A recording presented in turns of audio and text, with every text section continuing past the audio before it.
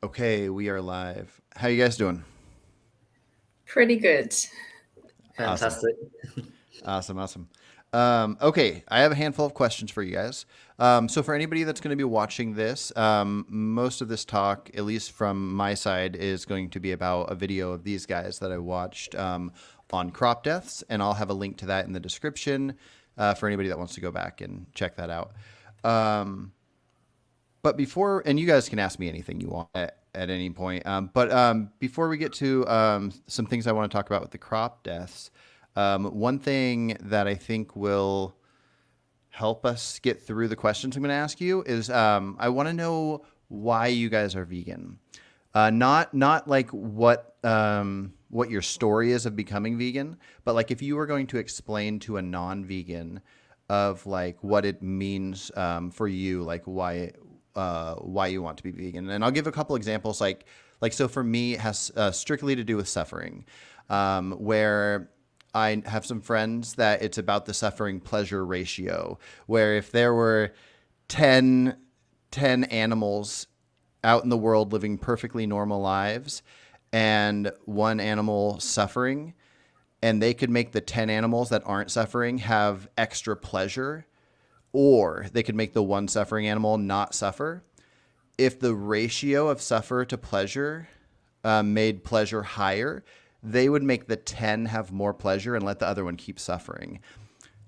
I personally, why I'm vegan, I care about the suffering. And then also separately, if I could give an animal pleasure by petting it or something, I totally would. But I would rather one animal stop suffering than 10 non-suffering animals have pleasure. So that's a way to describe mine, where somebody else, and nothing wrong with that, would rather let that one suffer and have the 10. So I'm just curious for each of you guys, what it is about your actions when you guys are being vegan that makes it meaningful for you.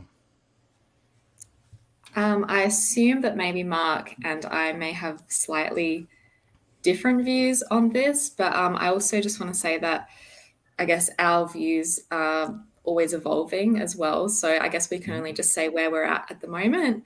But yeah, we're always thinking, we're always evolving on this. I don't know, do you want to go first, Mark, or should I go first? Yeah, sure, I can go first. I suppose when I first went vegan, it was for values. I'm assuming like the values that were instilled in me as a child, so values of like respect, protection, that kind of thing. I think as I've spoken to people, I've been more and more convinced of the kind of utilitarian framework, but I see problems with it. So I think it's kind of like a hybrid, in which case I'm similar to you, where I weigh up the suffering and pleasure. But I think we need some kind of framework to bring that into focus, and to make that to utilize that framework, I suppose. Yeah, I'm a bit hesitant to go all in on that utilitarian calculations, um, particularly because animals and humans are not seen on an equal footing. So I think we defaultly see humans as uh, like more capable of suffering or more worthy of consideration. So I think when you're doing calculations between humans and animals, I think we can make a lot of concessions and get away with a lot of things. So I think I think I'm pretty convinced that we are all trying to just reduce suffering or maximize pleasure. But I think we need a framework to sustain that and to create rules about how we should act in the general case. Yeah. So I guess, do you mean like Mark has used the word kind of like rule utilitarianism before to like, because I think we're both abolitionists, so we both believe that animals have a basic right not to be human property. So I think what Mark kind of means by that is that the right to not be property is a tool of achieving like the utilitarian kind of maximizing pleasure and minimizing suffering. Is that right, Mark? Is that Yeah, that's well articulated.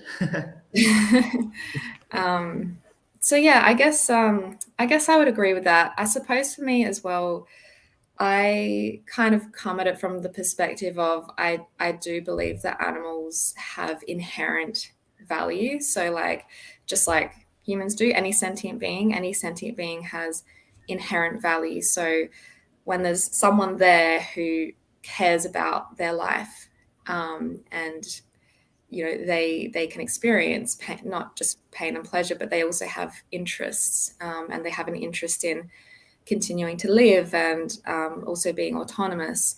And I think that that gives them a kind of inherent value. So the reason that I'm vegan is because I think that having inherent value means that um, you shouldn't be treated solely as just a resource, and as the property of others. So, because if your property, essentially, that inherent value is undermined, and you're kind of treated as if you only have external value, which is the value that the owners put on you.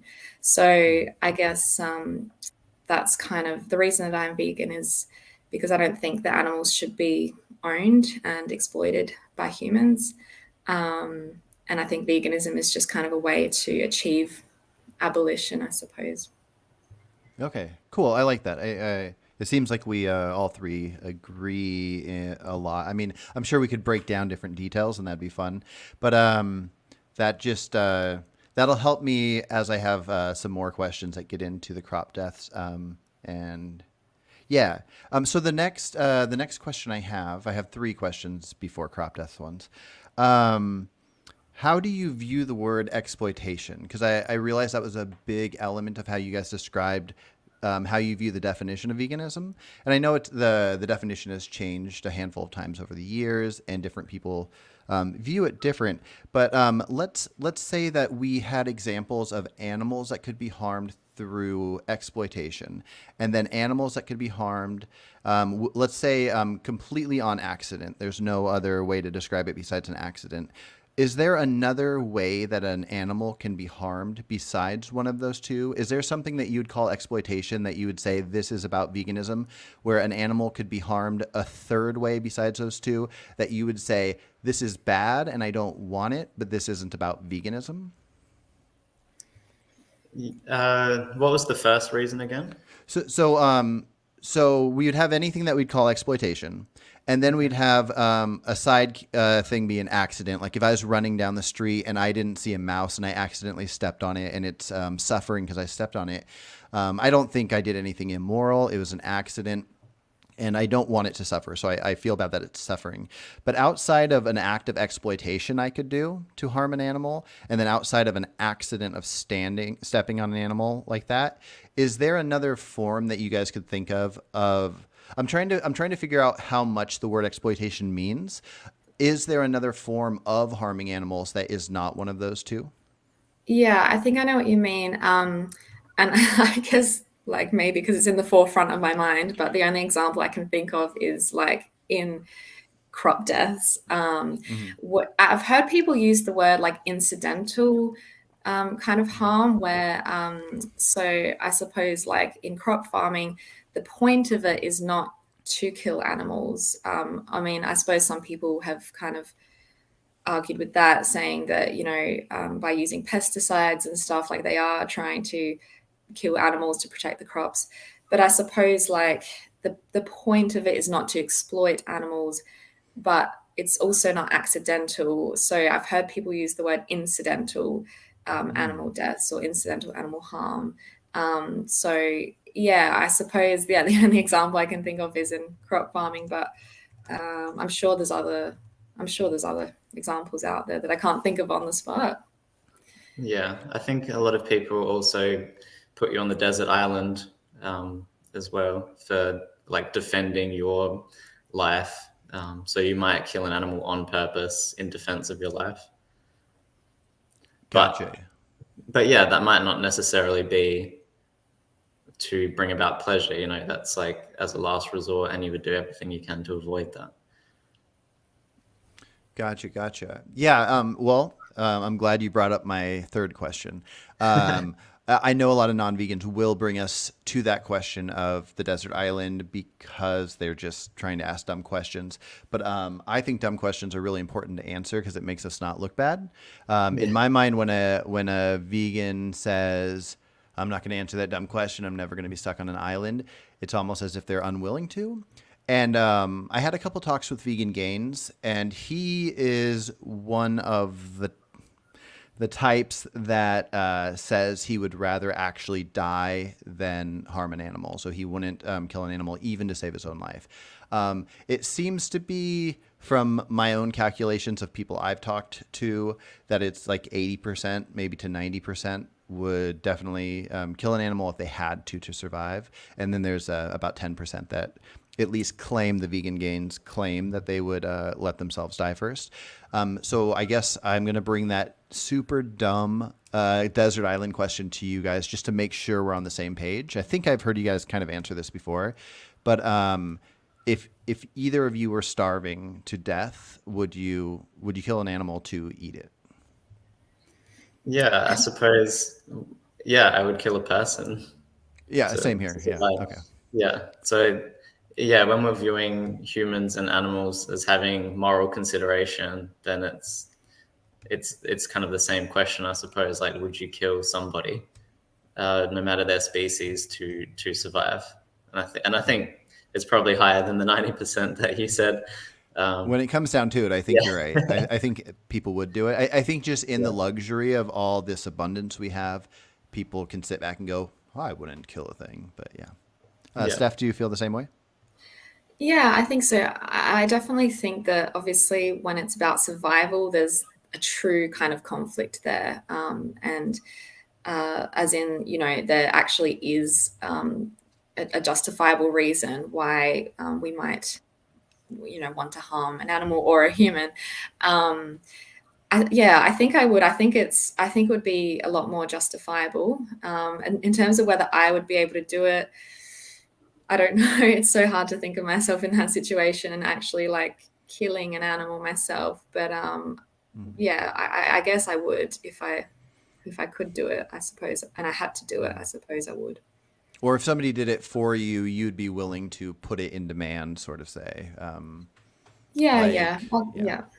Like I if think you two so. were stuck on an island and Mark said, I'll go do it, but you know that if you consume some of it, it's going to make him kill more. Then yeah, which is Yeah, I obviously, think I would. Or the other way around, yeah. I wouldn't enjoy I only it. said that because she was saying that she wasn't sure if Yeah, she could be successful at it. So yeah. you didn't But make that I claim wouldn't. yet. So. I wouldn't enjoy it. Like I wouldn't like to do it, and I think it would still cause me to be very uncomfortable, and like it would be sad. Like I never think, even if it is out of necessity, I never think any animal death is like a good thing. But yeah. Yeah. Okay. Now that I got the silly question out of the way. Okay. So I wrote down, basically, as I was watching your crop death video, I wrote down, well, more than 50% of the time I was just nodding my head going, yep, I totally agree with that. But every time I thought of a challenge, I wrote it down. So as I throw these challenges towards you guys, to keep in mind, I agree with the majority of what you guys said. I have a couple thoughts when it comes to entertaining conversations with non-vegans on topics like crop deaths and the one we were just talking about, where I would say 90% of the time they probably aren't being genuine, and they're bringing up ideas because they just want to make fun of veganism. But I like to make sure that I assume the best out of everyone, because the people that matter to talk to are the people that are actually curious, and they want to talk about veganism. And so if they bring up crop deaths and I assume the worst in them, that they're just trying to ask dumb questions, then I'm pushing away somebody that potentially might be vegan. And even more so, somebody that might be watching a conversation I'm having with somebody, either live or like on a video. If they see that I'm not taking the person seriously, then I feel like they would like view like, oh, that's what veganism is. And so that's the reason why I like to just assume everybody's being serious when they bring up crop deaths. And so I have a few. I'm not sure how many videos of mine that you guys have seen, but I hope a handful of the what's the word, hypotheticals I bring up you haven't heard a billion times. But let me see this question. There we go. Kill animals for 5, deer, apple. Okay, so I'm going to give you guys a hypothetical, and you can let me know your thoughts on it. So, and depending on the hypothetical, I'll have it be kind of have an obvious answer, and then others will be a little trickier. But if you were in the forest, and this question could be for each of you separately, if you were in the forest and you saw, or you could imagine it's somebody else. Somebody else is in the forest, and you're going to comment on the morality of their actions. This person sees an apple tree, and there's an apple on that tree, and there's a deer walking up to eat the apple. The deer wants to eat the apple. The person wants to eat the apple. It doesn't really matter if the person's starving or anything. We can even say they're not starving. They're full. They can go back home and eat all the food they want, but they want the apple. If they have a gun and they kill that deer to eat the apple, would you view that as a non-vegan action?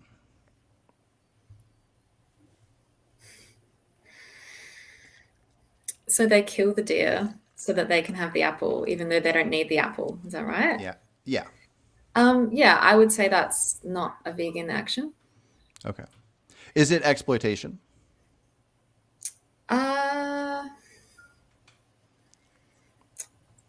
Isn't that interesting? That's one of the only examples I've ever come up with where I don't think it falls into the definition of exploitation. But yeah, I don't know.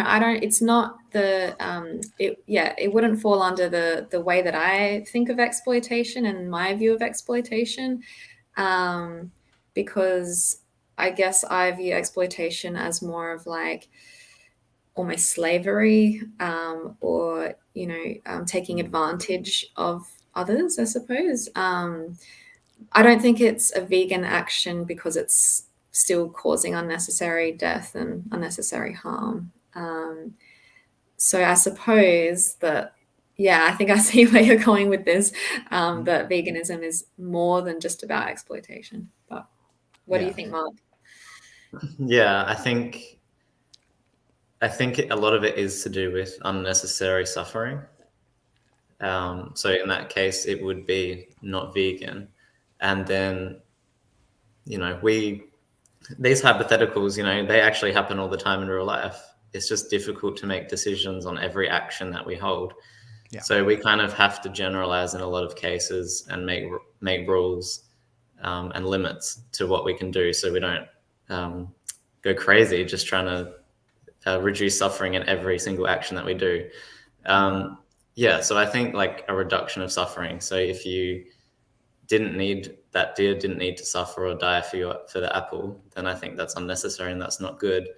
And then I guess to extrapolate that into life, then we kind of put the framework around that of exploitation is wrong. And so are you saying it's not vegan? Yeah, it's not vegan. Yeah. But I think it leads to exploitation. Like if we make a case that that's okay to do, then it's almost a bit of a slippery slope. Then, if we kill the deer for the apple, then we might as well eat the deer, right? Okay. Well, so that's going to bring into the next one. And again, I want to point out that I do agree that that some hypotheticals like this, and if we think about it in life, it can be too overwhelming and we can't do everything perfect. There will be harm that exists here and there. So I view these kind of topics as ways to kind of give ourselves challenges to really see where we stand and why we stand there. I love being challenged like that. Okay, so let's look at another example. We have an apple tree in the forest. There are a bunch of apples on the tree, and there's 5 deer. Now, let's say the person is starving. They need food, and let's also assume I would have to guess from my personal research. I don't like to demand that I know facts about health. But from my own research, I would call animal meat unhealthy. So deer meat's unhealthy. But in a hypothetical, let's imagine that the exact same nutrients come from the apples in this tree and the deer. So we're just going to assume the deer meat's healthy. There's 5 deer that are going to consume these apples, and there's a person that needs food to survive. This is going to be I think this is going to have an obvious answer, but I'm going to ask it anyways because it'll play into something else.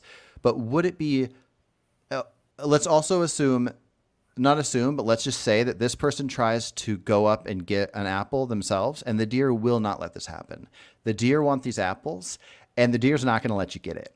So this person either kills one random deer and consumes it, or they kill all the deer because they like the taste of the apple better and they eat the apple. Which one of those actions is more vegan, even though both involve killing deer? Or more moral? You don't have to call one vegan. Okay. So wait, it's you kill one deer and then you can eat like as many apples as you want, or like you kill one deer and you can eat that deer. And we're going to imagine that it's not you guys. It's just a person that is either going to eat deer or apples. But in this hypothetical, they're equally healthy, so we're just ignoring nutrients. But the deer, just like deer we know, are sentient, so they can suffer and they want to live. He can kill one deer and eat the deer and go on his way, or kill all 5 deer, not eat the deer, and eat the apple. Okay. There's a point to this. It sounds stupid, but I got a point to this. Yeah. Okay. Yeah, I suppose in that kind of isolated situation, if you consider it in isolation, then yeah, I suppose it would make sense to kill one deer as opposed to five deers. What do you think, Mark? Yeah, I suppose so. Like, if all things considered equal, and it's kind of either the deers die or you die, then it's kind of the survival situation, and we can kind of judge the merits on the balance of suffering and well-being, I suppose. Gotcha. Okay, so this is where crop deaths come in, because now I've done the math, and it's way better to be vegan than to eat animals because of crop deaths. But this is where the potential argument of crop deaths comes in. So when I first learned about crop deaths, the only thing I knew was this concept of when the food is harvested, there might be some mice and rats and voles and snakes and all these things that are killed in the process. And then I learned a lot more about it. So there's a lot of different things that go into crop deaths. One of the main things is rodenticide. So they'll put out poison. So rats, instead of eating the crops, they'll go and eat the poison, and then they'll die that way. There's another aspect of it where deer and elk and all these other animals, if they come on the property and they start eating corn and all these different things. I actually called my local wildlife government sanctioned whatever the place is to ask questions. And I have a video of it. It's pretty interesting of what happens in these cases. So if somebody calls and says there's deer or elk on their farm eating the food, then they have to get a permit to be able to try to chase them off, because you're not even allowed legally to like try to scare off deer or elk with like loud noises. But if you call in and get a permit, then you can do this thing. If they don't leave and they keep destroying your crops, then you get a permit where you basically pay like you were going to hunt, and you kill those deer or elk because they're consuming your property. And so all these different aspects fall in line with what's considered crop deaths. And so the reason I bring up this hypothetical is because I like to make sure I'm always challenging myself. I like to make sure that I'm looking at, if something were the case, how would I feel about it? And so in the same sense that if a deer was going to eat an apple and then somebody was going to kill the deer to save the apple, I kind of view it the same way, where if a deer is going to eat corn, but that farmer wants to either eat the corn himself or sell the corn, then we have to decide which thing we're allowing to happen.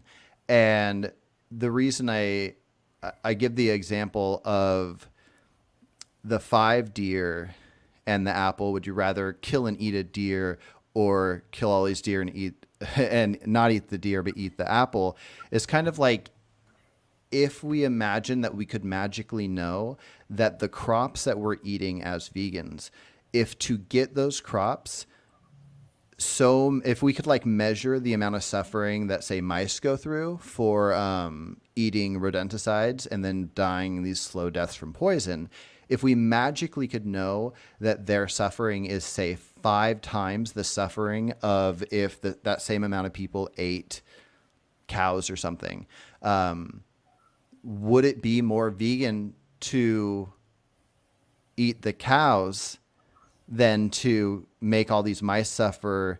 If we're talking suffering levels alone, not like which animal do we think is cuter or whatever, just like true actual animal suffering. And it seems like any studies I've looked at, any math I've looked into of this, that there's no way it's to that level. Like it seems very clear that going vegan is preventing suffering. But I think it's important that we answer the questions honestly. So if somebody said, what if we could detect that going, say, carnivore, if we weren't caring about the health issues of going carnivore, would it be more morally right to eat carnivore than to eat fully vegan if the only way to eat vegan was to make there be 5 times the suffering? I'm gonna stop rambling, but what are your thoughts on that hypothetical? Yeah, I think it's an interesting hypothetical, and I think it attempts to hedge vegans into a corner to make certain concessions. Um, yeah, it is difficult because you kind of have to. I think I commented on one of your posts. You kind of have to agree that one causes less suffering than the other. You have to kind of make that concession. There's no way around that. However, I think by doing that, and if you live your life like that, you create this like scale of suffering, in which case it doesn't really matter where you draw that line. It's just kind of like an arbitrary line, and people can just make their own kind of judgments. I really like your example of the deer eating the corn, and you have to call and get a permit, because that assumes that the deer. Well, I'm assuming that the situation is set up to protect the deer at all costs. So you would apply for the permit, presumably, and kind of prove that you've put things into place, like you put fences in place, like all the other ways to get rid of the deer have been exhausted, and then like killing them would be a last resort. Am I accurately representing that? Yeah, I mean, sadly, it's not based on morals. The reason the government's doing it, it's just based on what animals they're viewing as being protected because of their limited numbers and species. They're like, you can probably call. I'm guessing it's the same in Australia, but you could probably call your local government area of like wildlife, and they'll tell you like these animals are protected and these aren't, and that's why any house or restaurant could put out rodenticide to kill mice living under their house or whatever, because mice aren't protected in any way where certain animals are. And so they do have these regulations in place, but it doesn't seem to be for moral reasons. Yeah, okay, that makes sense.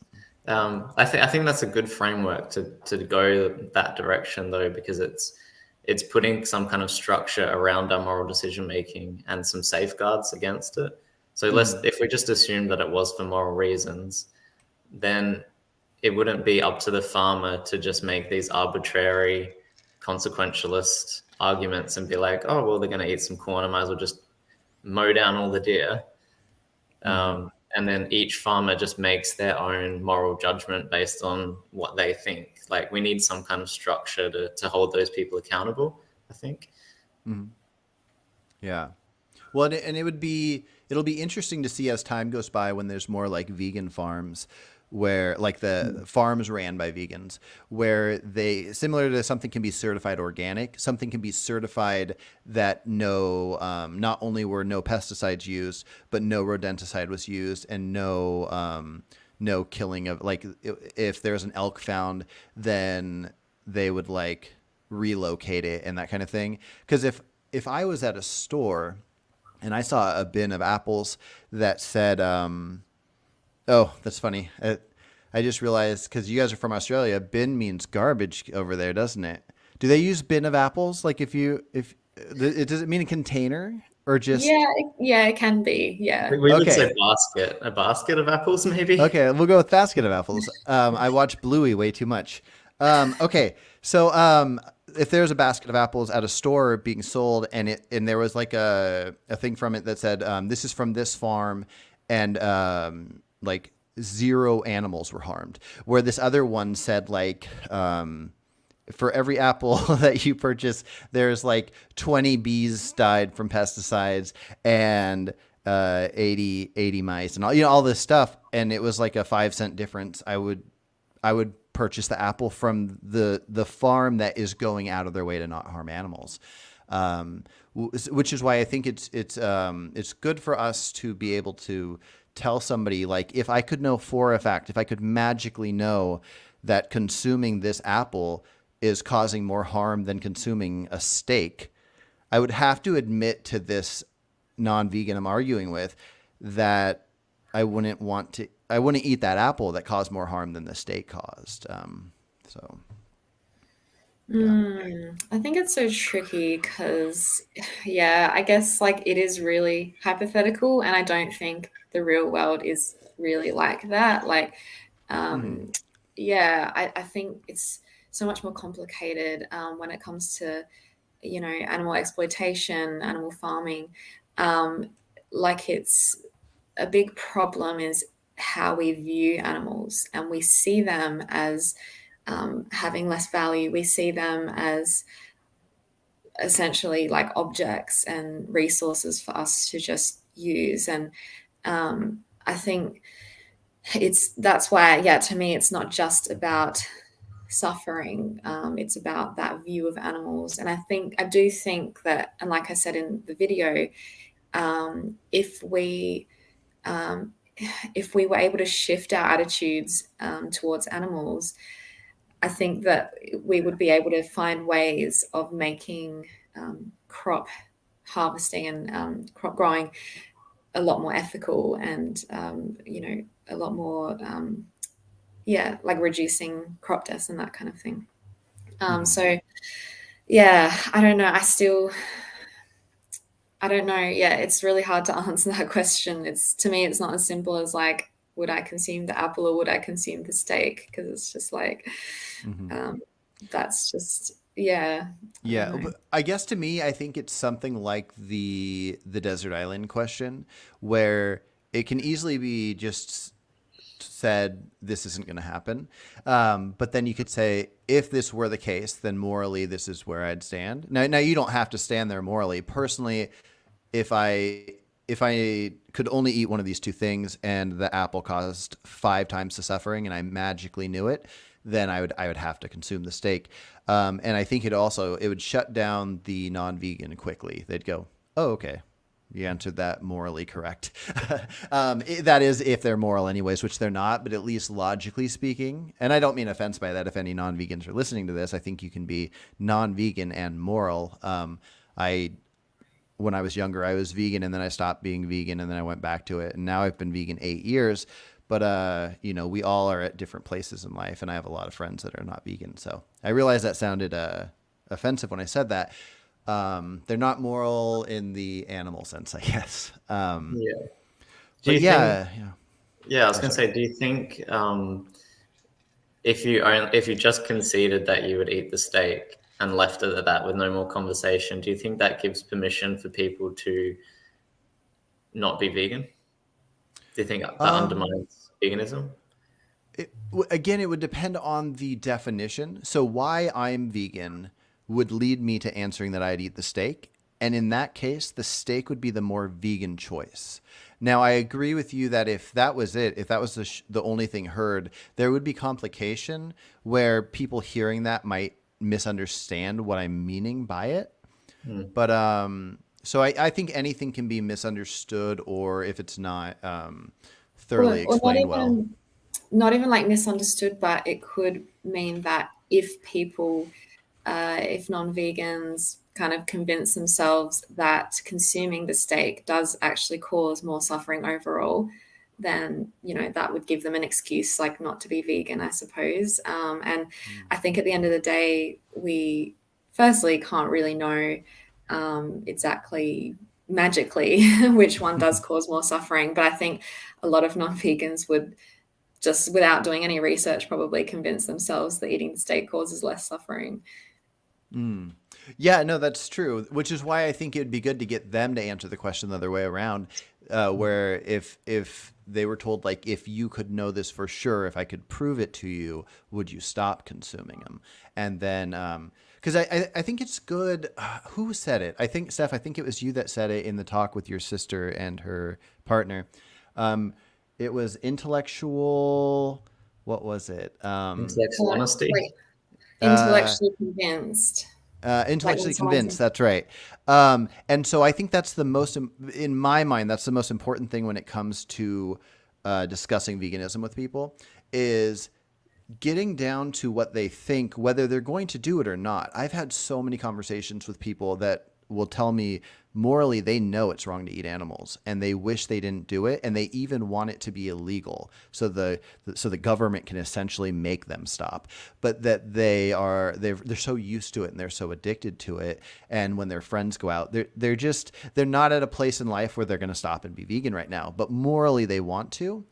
And I almost think that's the most important thing to try to get out of people. If enough people over time, the ones that aren't going to go vegan right away, are at least willing to admit that, and they're willing to admit it publicly and with their friends standing next to you and on a video that's going to be heard by everybody, it's going to make other non-vegans go, oh, a non-vegan just said that. So I think, I can't remember why I'm mentioning this right now, but I think that's just a very important thing, is to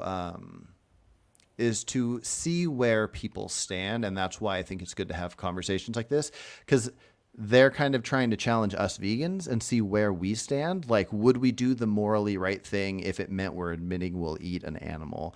And for them, it's like, are they willing to admit that something is immoral? So. Yeah, I think it would be maybe interesting if we do a bit of a speciesism check and maybe try and think of an equal kind of hypothetical involving humans, maybe, because I think when it comes to humans, we definitely have a more rights-based approach, and so and even when it comes down to it's the classic trolley problem, isn't it? But I think with humans, we definitely have a more rights-based approach. So I wonder if there's an equivalent kind of to that hypothetical, maybe involving the apple and the steak and everything. Like 2 farmers died for this apple, or you could just eat one of the farmers. Yeah. Well, or let's just replace the deer that's eating the cropland, and let's say a person off the street just walks up and starts eating a farmer's crop. Like, should the farmer be able to kill that person? Now, the first thought could be we can reason with people, so the farmer can say, you need to leave right now or I'm going to call the police. But let's say there are no police and there's no way to reason with them. Let's say they're unintelligent, they have no ability to speak, and they can't read sign language or something. Like, would it be morally wrong to kill them to stop them from eating the crops? Because let's say the person wants to eat the crops themselves. Yeah, and I think it becomes complicated. It really comes down to the detail for sure. Like we were talking about with the island. If that food wasn't for me to sell, if it was specifically to feed me and my family, I would, if I needed to kill a person or an animal to keep my wife and kids alive, I would, just like on the island.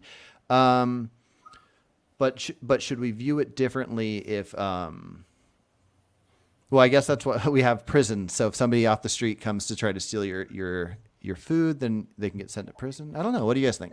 But yeah, this is what I mean. Like, because we don't view other humans as resources. Like, we view them as beings with inherent value, and so we've figured out so many other measures that we could do rather than take their life. And so I think that is the difference. And I think that's where we need to get with animals. We need to, like, once people really start viewing them and acknowledging like their personhood and their inherent value, then we're going to come up with other ways to deal with these kinds of problems that don't involve just thoughtlessly killing animals just because that's the most convenient thing.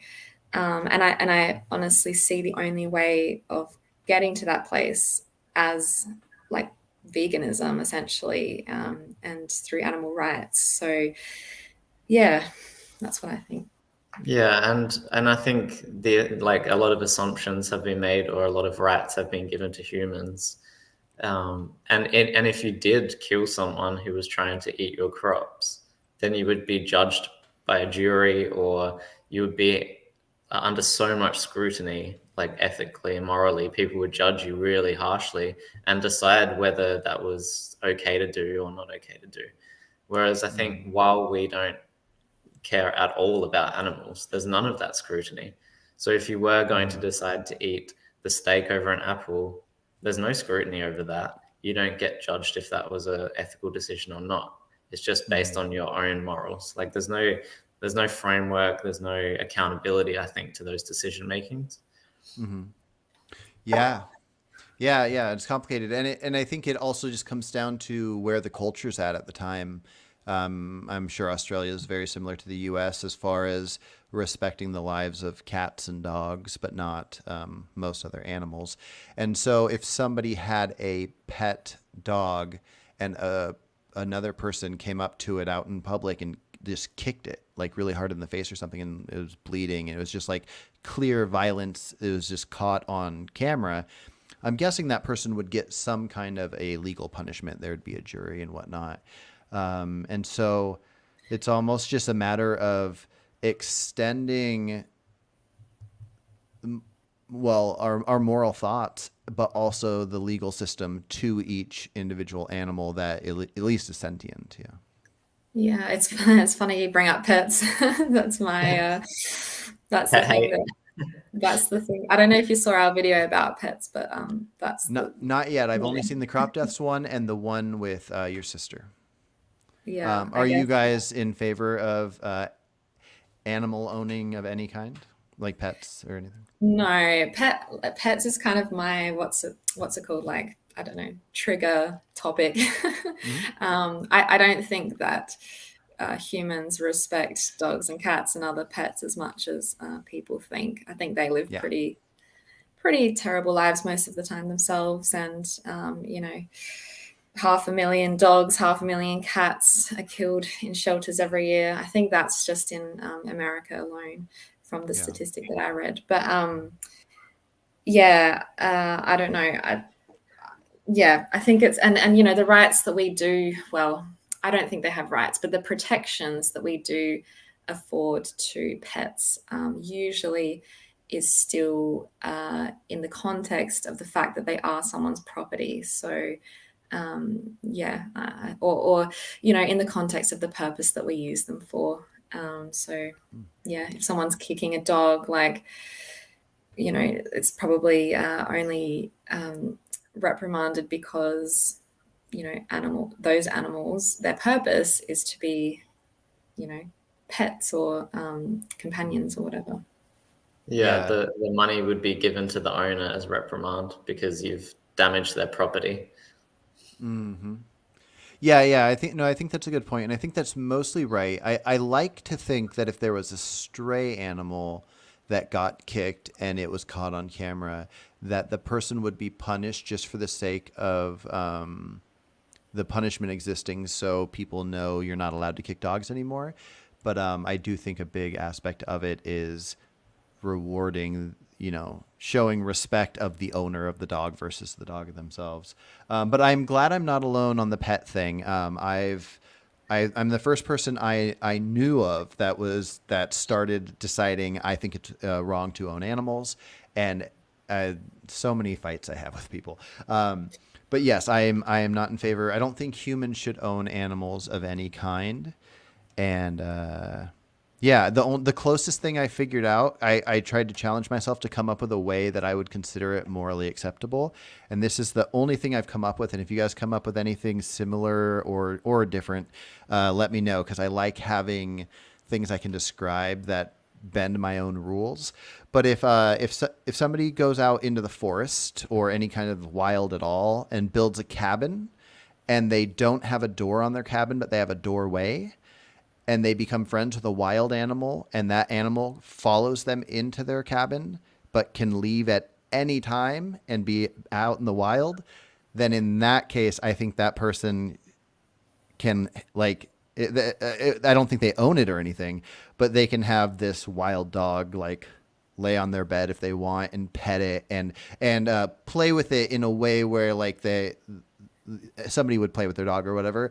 But I think the reason I don't like the idea of owning animals is because we are taking them into our society where there are roads and cars driving fast and all these different ways they can die. And then we're demanding that they be in our house, and we spay and neuter them, taking away all their natural thoughts. And anyways, I despise it. So that's cool that we're on the same page with that. Cause I would guess most vegans are in favor of owning animals.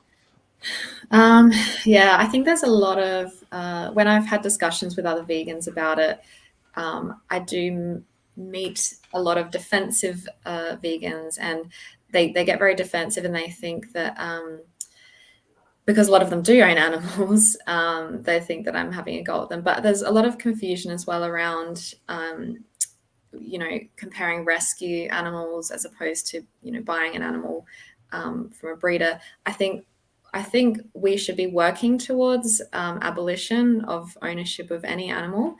But I mean, I guess in the meantime, the animals that we've already domesticated who it just wouldn't be practical or safe or possible for them to just suddenly be freed out into the wild. I think animals we've already domesticated, it's kind of like a necessary evil to own them for now and look after them. Like, we have a responsibility to look after them. We've brought them here, but I don't think it's I think we should still be working towards a world where animals aren't domesticated in the first place, where we're not breeding them to use them. So I often have to tell the people that I'm talking to, like, I'm not really talking about like rescue animals. I'm not saying you should just go, release your rescue animal onto the streets. That's not what I'm advocating for. It's more just like, I think you can see the problems of animal ownership and ownership of pets and be against the pet industry and breeding more pets, whilst also acknowledging that at the moment, in the meantime, we may have to rescue animals, and that involves ownership, I suppose. Yeah, I have 3 rescue guinea pigs, and for a while I was posting little short videos of them because they're super cute and it's fun to see them or whatever. But I stopped doing it because I decided, at least for me personally, I think it falls into my immoral category of making something normalized. I would hate for anybody to see videos of my rescue guinea pigs that would make them go to the store and purchase them. So I've decided that I like the idea of not even sharing with anybody. Well, I'm sharing it now, but only in conversation to talk about the moral side of it. But I don't like to tell people, oh yeah, we have guinea pigs. And then they think, oh, this is a normal thing. Because I really hope that someday it's not normal to own animals at all. But I did take them in for a handful of reasons. But yeah. Anyways, it's tricky. But like one quick example. Well, actually, I'll remember what I was going to say. What were you going to say, Mark? I was going to say, yeah, you're one of the only people that we've met that has that kind of view, because I've been increasingly frustrated with the way that vegans fetishize pets and put them on display and say there's a vegan picnic and they get all angsty when they can't bring their beloved pet to the picnic. And it's posted all on social media. And we have a political group called the Animal Justice Party in Australia, and it's supposed to be modeled around justice for animals, however you see that. But in every photo of the candidates, they're always holding, a cute puppy, that kind of thing. And I think it fetishizes it, and it makes it look like it's okay to own animals, because there's not that context there. I think in our conversation, you've obviously stated your ideas and there's context, but in photos and how people portray animals. I think it's not very helpful. Mm-hmm. One Yeah, of the oh, sorry, I was just going to say you're one fine. of the Animal Justice Party politicians was wearing a t-shirt in one of their photos, and because they have this campaign against greyhound racing, and it said pets, not bets. And I just thought, no, they shouldn't be pets either. Yeah. Yeah. Oh man. What was? Oh yeah, I was gonna say with the cat thing, it's interesting because you were talking about the ones that are already domesticated. We should take care of them, but we don't want to breed anymore. What are your thoughts when it comes to the idea of the animals that are killed to make cat food? I made a short video once that said, "Is it more moral to feed a cat or kill a cat?" And I did the math of like if a cat was to live like 10 years and how many chickens it would take to feed a cat over that 10-year period of time. And if I can't remember what the number was, but it was well into the thousands. If you could like humanely as possible euthanize a cat versus letting that cat live out its natural life, well, a natural pet life, while that killing 1 to 10,000 chickens, which one's more moral? I'm not saying you should go euthanize cats, but like it seems to me from like if I could press a button and magically make all cat pets euthanized at this very second, and then also know that it was going to be illegal to breed any more cats after that, I would choose that versus letting them live their lives out. I don't know if that sounds crazy, but Yeah, we put ourselves in these crazy situations with owning animals. Like, yeah, like any animal we own, like dogs or lizards and animals that eat other animals, and people can't see that there's a contradiction there, and it's very speciesist. Would you have that same view of humans then? yeah, that's a good question. So so there's a hypothetical person over here, and I know that they're gonna, for the rest of their lives, they're gonna eat meat most days. Would I rather kill them than let them eat the meat? That's a good question. That's a good challenge. I've usually challenged myself on so many of these things that I'm ready to answer. I don't feel ready to answer that one, but I should. I appreciate that honesty. That's actually a good response. I feel like, well, I'm going to answer that after I ask this next question because it ties into this next question I was going to ask you guys. I'm going to get an answer even if it's a bad one before we're done talking. But okay, so the word speciesist has come up a few times, and I'm kind of skeptical if I like the term speciesist or not.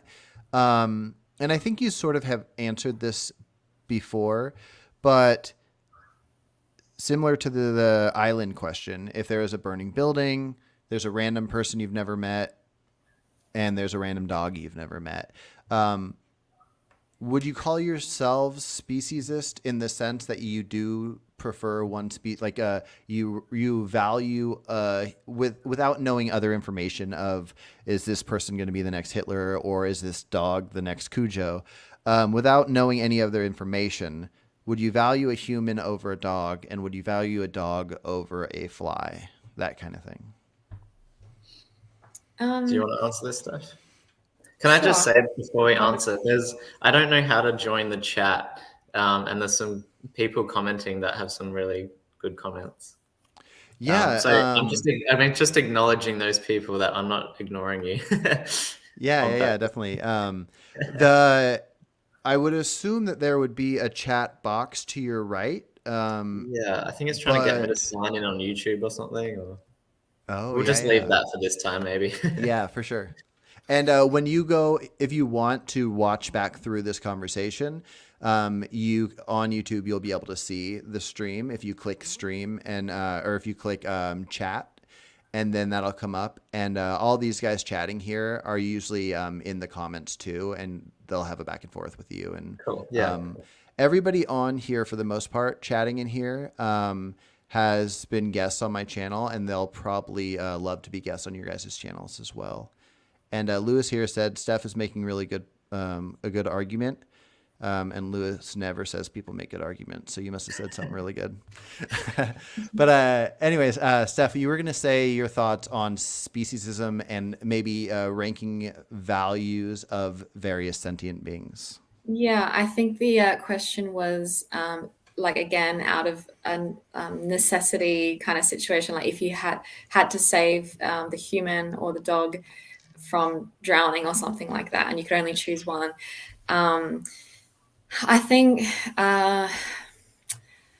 if I were to save the human, it wouldn't be because I think that they are like more sentient than the dog or that they have more inherent value than the dog. I do think that both human and dog have kind of equal interest in living and equal interest in, living free from harm and not dying.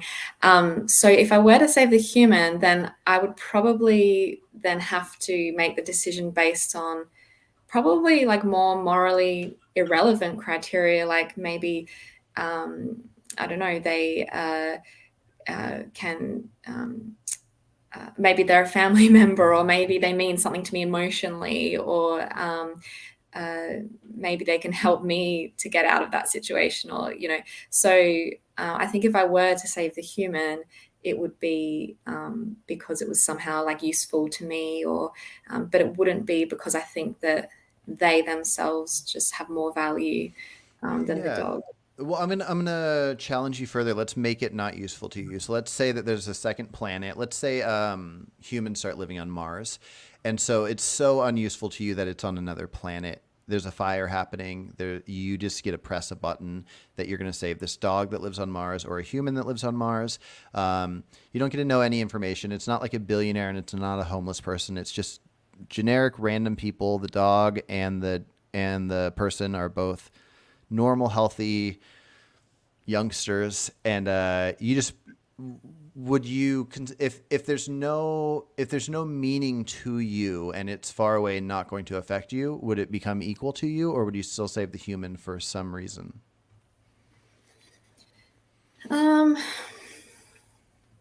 Again, I might save the human, but as to why, I don't know. I'd have to think more about that. You might just Again, do it on intuition more than any kind of moral reasoning, maybe. yeah, or it could just be on a purely speciesist basis that I just, Like we've somehow, evolved to save our own type thing. yeah. But I don't think that that is necessarily like justified, or that that's kind of a logical thing to do. Yeah, because I'm a rules person, I would like to think if you chose the dog to live, that you wouldn't go to prison for that or something. Like there wouldn't be any negative consequences. Yeah, we'll say for I, hypothetical that there is no consequence. Yeah. yeah, so I don't think you'd. Yeah, it would be like a difficult decision either way. But yeah, if it was like put up to scrutiny, then I would like to think that you would get off scot-free, really. Mm-hmm. I Like, mean, yeah, I'm not sure if it is a like moral decision. Is it really a moral decision, or is it just a flip of a coin? Like, does it matter if it was two people It's that you didn't know? It's just a flip of a coin, right? if it's a flip of a coin if you view them as morally equal. Like most people would put more moral weight on a chicken than a fly. Now they're both animals, and I think it's the science is sort of out, but it's mostly leaning towards flies are sentient. And so I would rather 5 flies die than 1 chicken die. Or better yet, I would rather 5 flies suffer a little bit than 1 chicken suffer a little bit. And so in that sense, if you put more moral weight, if you imagine a human can suffer more than a dog, or if you imagine the human is more likely to have more impact, their death will emotionally negatively impact other humans, then it is likely that that dogs, let's say the dog has really close dog friends, is the dog as capable as humans to have made a strong connection? That kind of thing. I think that's the only thing that would affect it. Depends if it's a vegan world, because if you chose to kill the dog and everyone was vegan, Ooh, you're in for a big trouble. The vegans are Yeah. gonna find you. A Yeah, lot of people yeah. hate humans. Um, yeah, it's tricky. I personally would save the human without knowing other information, of course. And then same where I don't know exactly where I'd rank like various animals, other than like I probably care least about most insects, and then there's various different levels. I don't know if I base it on intelligence, um, but I would probably rank it based on scientific knowledge of likelihood for capacity of suffering, and that's how I would base if I would rather one animal suffer than another. As far as death, I would want to base it on our likely knowledge on which animals have more of a will to live. But it's kind of complicated.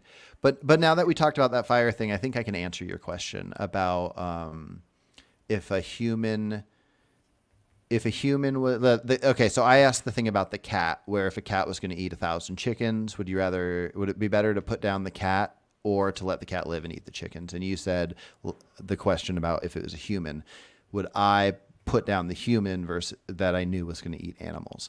This is the best way I can answer that. If I imagine a world where there is no society, there's no laws, there's no rules, anything like that, and I'm out in the wild and there's a bunch of other humans out in the wild, my first want I would have would be to get as many humans as possible to agree with me that we should call an area of land our area, and that we should have rules. We should have a place that you go to if you kill people, if you rape people, all these different things. And I would consider that even though most of these actions would be based on, they could be based on morals, I would view them as more importantly being based on mutual benefit. It would be beneficial to all my fellow humans that I can reason with, that if we all have these rules that you don't kill, you don't rape, you don't steal from, all these different things, and then we create a place where you go to if you do this thing, I think this is probably the best route for all of us to feel equally safe. And so because of that, and I also am a rules person, I would want to know that everybody within my species is going to be held accountable equally. So if everybody in my species or in my society doesn't agree with me perfectly on what every law should be, I have to accept that. I have to go, I hope I can make change here, but at least I'm not living out in the wild. And so if my society lets people eat animals, I would not choose to end their life just for the same reason as the cat thing we were discussing. That's my current answer, is that I want to be in a society where the rules are followed. And in the same sense that I wouldn't want somebody to go against me for that reason. Like if somebody was religious and I'm not religious, and because I'm not religious, they wanted me to magically be dead, I don't want them to magically be dead because they're doing something I consider immoral. And that's because that's the best I can view how us humans can live amongst each other. And then separately from this mutual benefit us humans can have, we can try to make laws within our societies based on morals. I think that whether people go along with being vegan or not, I personally wish that there were more laws, and maybe all the laws, to benefit animals, to make it illegal to ride horses or to race dogs and to do all these things. And those things would be based on morals and not a mutual benefit, because we won't necessarily benefit from the animals, but they can benefit from us making good choices because we're capable of it. Sorry, I went on a bit of a ramble, No, but I think that's the best way I can answer that. I would kill the cat to save the 1,000 chickens. I wouldn't kill the human to save the animals they're going to eat, but I would definitely do everything I can in my life to work towards changing hearts and minds and laws. So, okay. Yeah. There might be, yeah. I'm trying to think if there's a contradiction in killing the cat then, because then other people could kill you, possibly. Yeah, like I But guess the way that you could look at it is just applying that same thought you had about not killing the human, but trying to work towards, a world where it's not even necessary to. You could apply that to the issue with cats. Like, I think that's kind of where I stand with cats. Like, I don't think I would kill a cat just to, stop them from eating other animals. But I want to work towards a world where the cat isn't in this situation in the first place, where we don't have domesticated animals, where we've just by not being vegan and by breeding animals into this world for us to use, we've created these really complex issues and which now we're trying to think of hypotheticals to solve. But really the answer is that we should just be working towards a world where we don't have animals as property, which would solve 99.9% of animal suffering. And Yeah. Well, I don't know about the 99%. I'd say that percentage of human caused suffering, it's kind of complicated, and it's definitely worth saving for a different talk. But there was this video, I don't know if you saw, where these two guys that were maybe nature documentary filmmakers, I can't remember exactly who they were, but they were out filming some stuff, and there was this baby elephant sinking into some quicksand type stuff. And it's half of its body was still out of the quicksand, and there was a crow of sorts. There's a bird that was pecking at it and maybe had its eye. And it was really sad, really disturbing situation where this animal was suffering.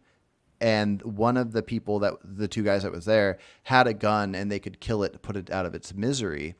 But I think maybe they didn't, because of letting nature just handle its own, nature's just doing its own thing. And there is some discussion on if there should be human intervention to prevent suffering that's happening naturally. So if you happen upon an animal that a bird that's broke its wing, do you put it out of its misery, or do you just not mess with it? And so I think there's a lot of animal suffering. I think most animals in nature, more than 95% of all animals, don't make it to adulthood. I don't know why I'm rambling about this, because I just wanted to point out that I think most animal suffering is actually something separate from us.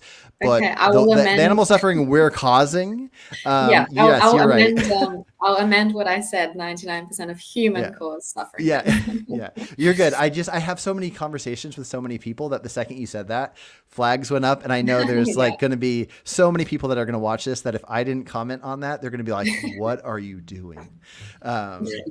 Yeah, I definitely think if that was the case, if we did decide to intervene in nature, we would have to have some very strict rules to prevent a free-for-all and people just making their own decisions left, right, and center. Yeah.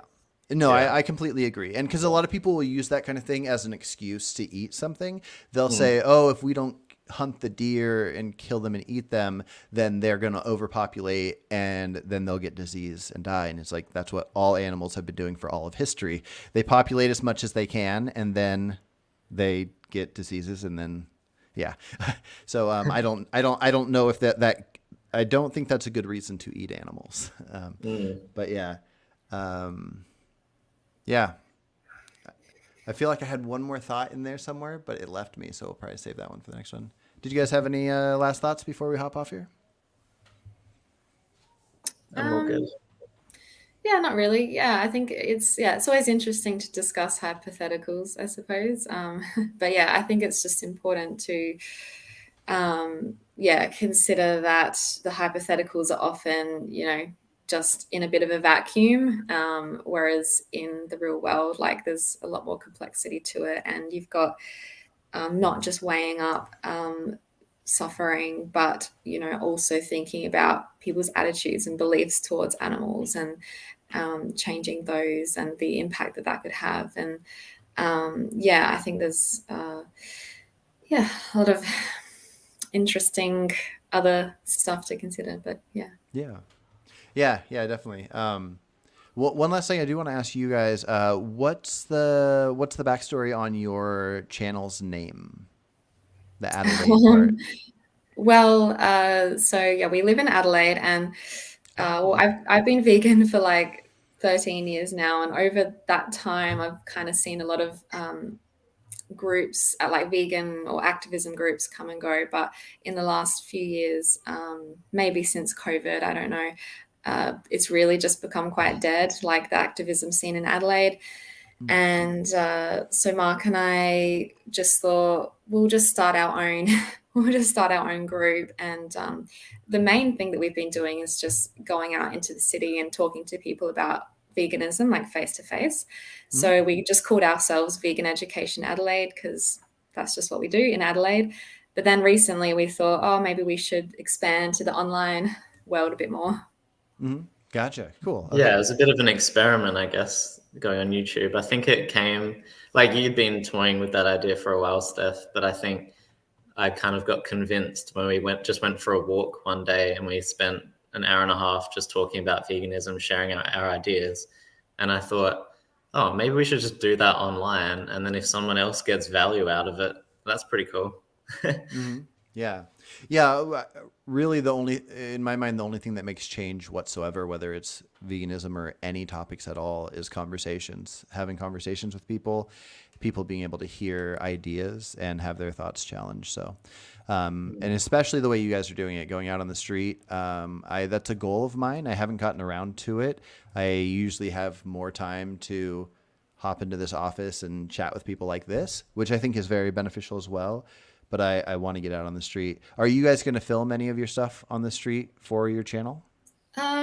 We never have filmed it. I don't know. We'll have to think about it. I think there's pros and cons to filming real life conversations. And yeah, my hesitation is that it becomes more about your audience than the person that you're talking to.